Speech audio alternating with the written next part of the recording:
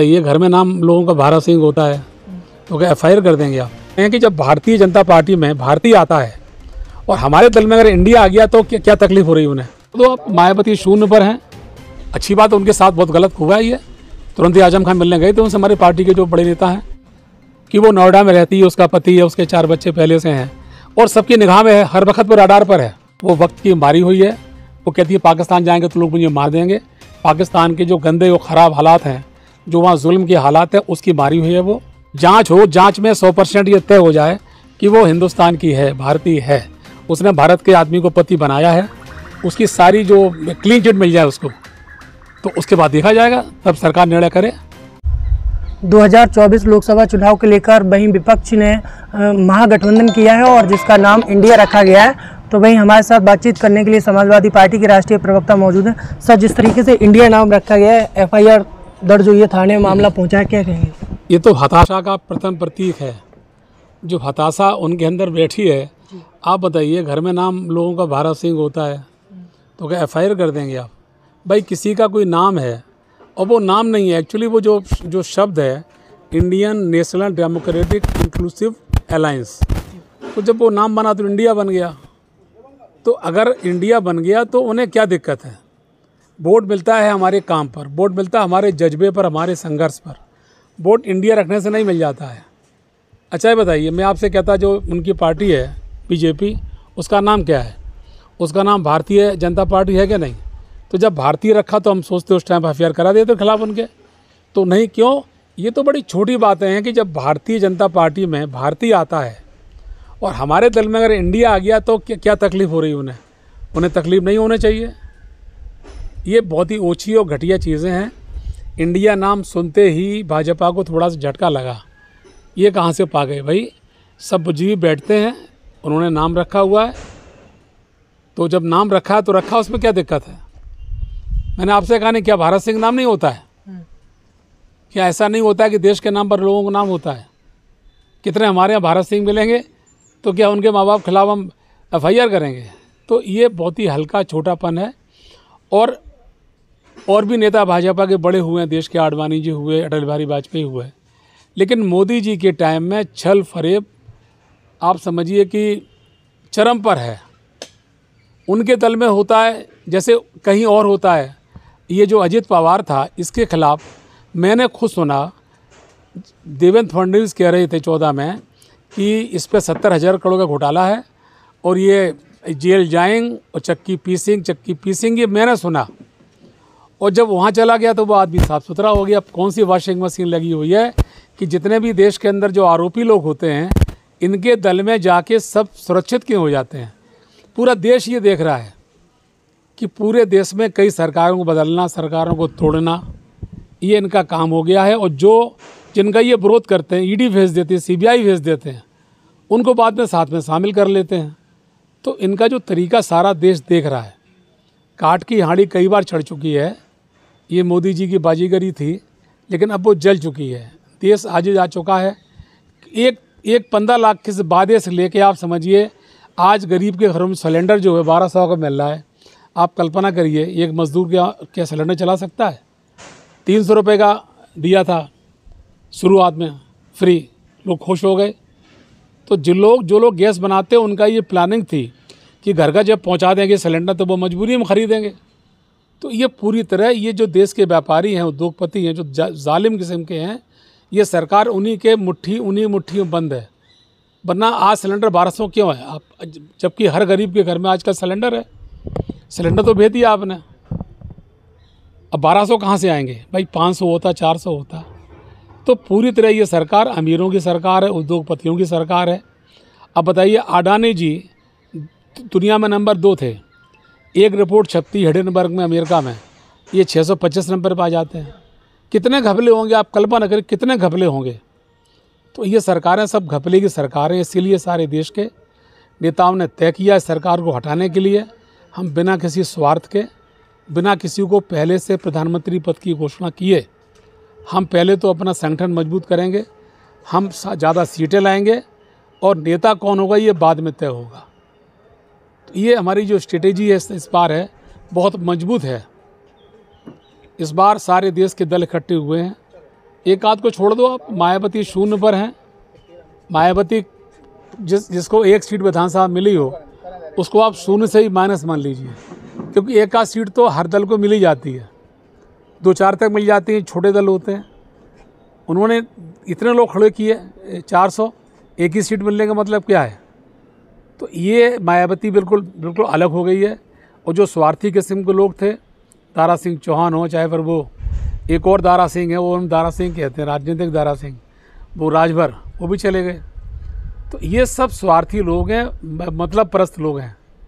अच्छा है कि अब जो अलायंस हमारा बने, अच्छे नेताओं का बने, मजबूत नेताओं का बने, और देश के लिए भला सोचने वालों का ये अलायंस बने, न कि अपने बारे में भला सोचने वालों का अलायंस बने।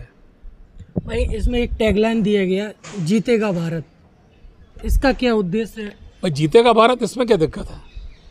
भाई जब हम किसी स्पोर्ट्स हो, चाहे वो राजनीति हो, चुनाव हो, लक्ष्य हमारा जीतना ही तो होता है।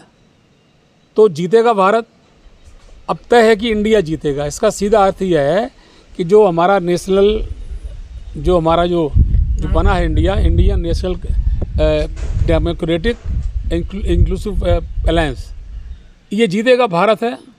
इंडिया से भारत मान लो। देखिए वो बहुत छल फरेबी से, अक्सर मैं उनके लिए कहता हूँ कि अजब है देश के लंबरदार, अजब है देश के लंबरदार, कितनी फरेबी चालों से वो चला रहे सरकार। कौन सा फरेब नहीं किया गया है, एक कौन से गंदे गंदे बयान नहीं दिए गए हैं। पूरे देश के जो बड़े नेता हैं, मुलायम सिंह हो, चाहे वो अखिलेश यादव हो, मुलायम सिंह के बारे में कहते हैं उनका बच्चा तो खुद के लिए कमा रहा है। एक आदमी जो देश का नेता बन चुका है, जन जन में लोकप्रिय है, उसके बारे में ये कहना कि वो चुनाव लड़ेंगे केवल अपने स्वार्थ के लिए, उन पर कौन सी कमी है? उनका संकल्प है देश में, पूरे प्रदेश में लोग उन्हें 2-4 नेताओं मानने लगे हैं।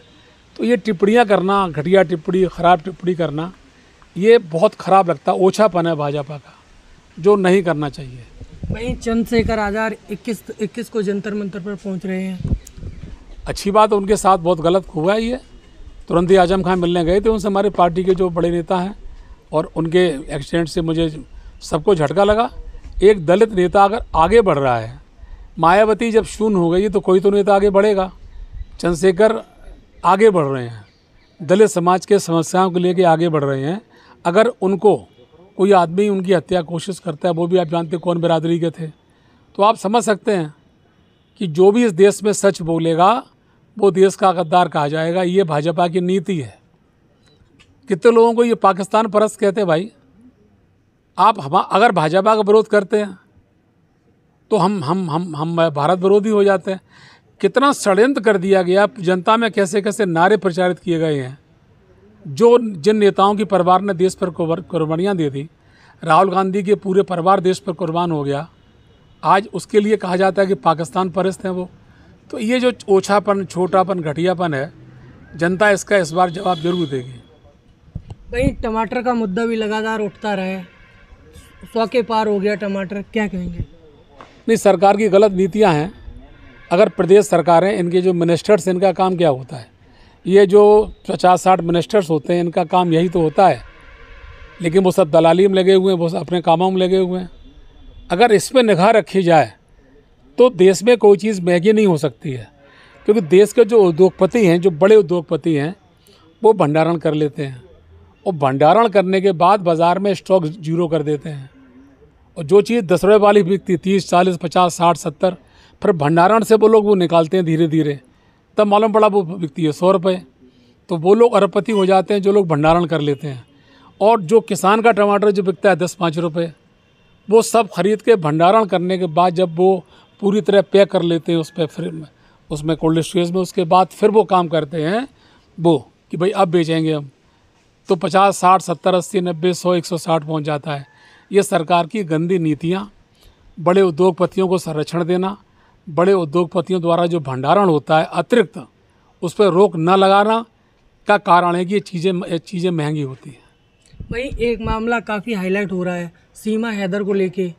बिना पासपोर्ट वीज़ा के भारत में जब पहुंची तो अब ATS उसकी जांच पड़ताल कर रही है।